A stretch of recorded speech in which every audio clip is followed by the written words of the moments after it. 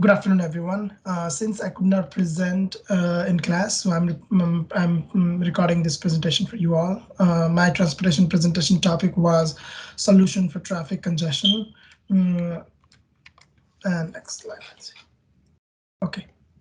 Introduction. So, what is congestion?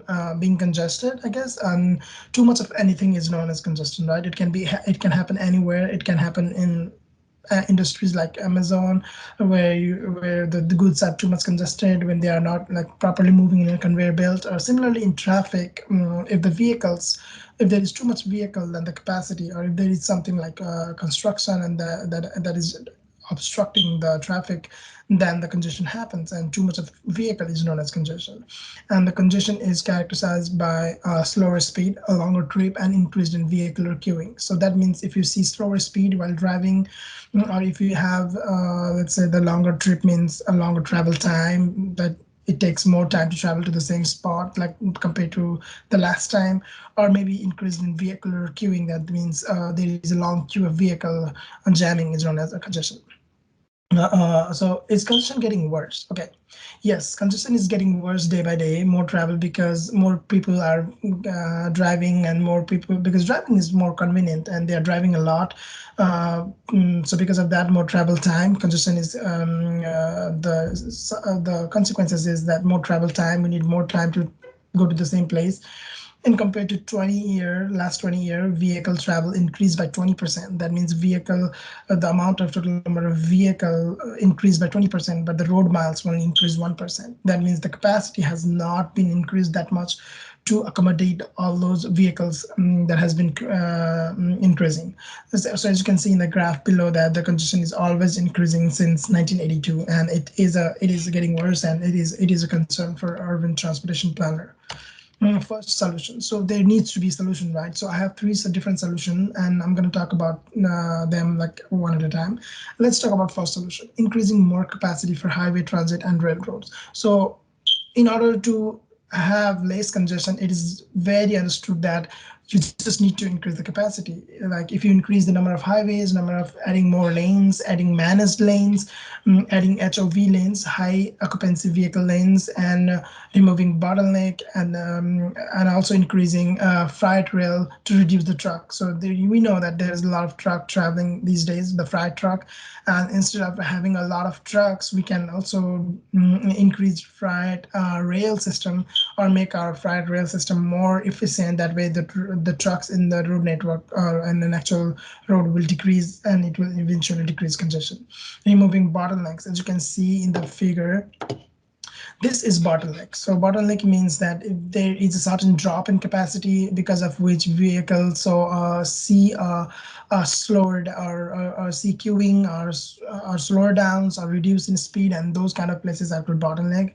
There are some hidden bottleneck, or a regular bottleneck, like a traffic intersection is itself a bottleneck too. So like removing those kind of bottleneck. It's not possible to remove all of the bottlenecks, but reducing the number of bottlenecks would be a very good idea for decreasing congestion in real life scenario. The second solution isn't based on operating existing capacity more efficiently. That means we don't have to add more lanes. Instead of that, we can use proper tools. We can use real-time traffic control, and we can optimize our signal timing for the traffic signals to provide more green time to roadways that are really congested, providing information on travel demand conditions, actual or correct informations.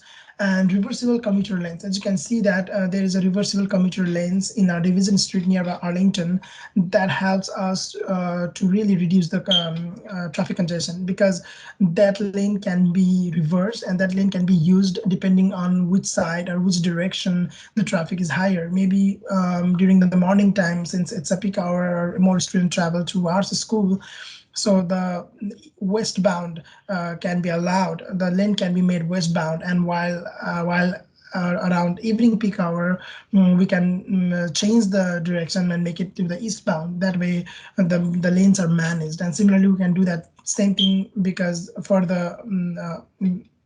for the days that has games like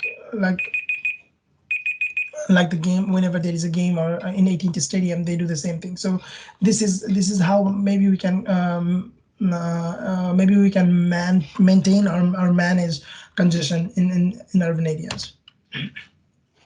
The next solution is signal coordination. That means, as you can see, okay, this is like when you are here, when you drive from one intersection to another intersection, you will take some time, right? And by the time you pass first intersection, which is green, and by the time you reach to second intersection, if that is green too, and similarly like a third intersection green and fourth intersection green, that means the signal intersections are highly correlated. That means you don't see red whenever you can like it will be you can like travel in one band. So you're doing this, doing or making our traffic signal coordinated with each other will really helps to decrease the travel time, to decrease hidden bottlenecks and congestion in our day-to-day travels. The third solution is definitely encouraging travel to use the system in less congestion producing way. So that means that I know it's very hard to say that we can aware people, but there are some techniques that we can provide as a urban transportation planner that will help that will aware people to use the system or use the roadways in the time that is less congested, like a variety of option. We can give train option, freight, I mean train options. We can give bike routes, all those stuff. Also, we can encourage people to make less trip during peak hours. That means we can encourage people to work from home most probably, so that during the peak hour, like work hours in the morning and afternoon peak, there will be less people driving since they all be working from home.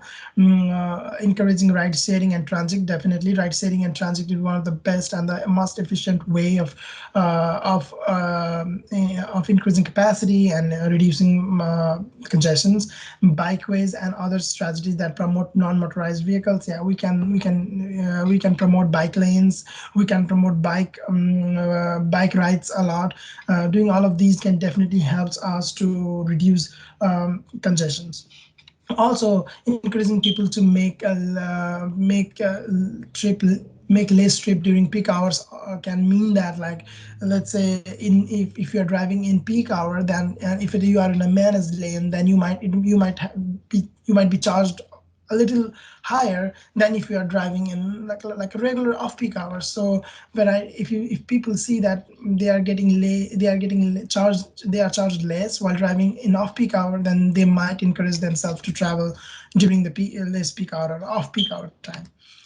That's all we can do for maintaining or reducing congestion. We definitely cannot eradicate at all, because there will always be congestion because of different driving behaviors that we human driving behaviors.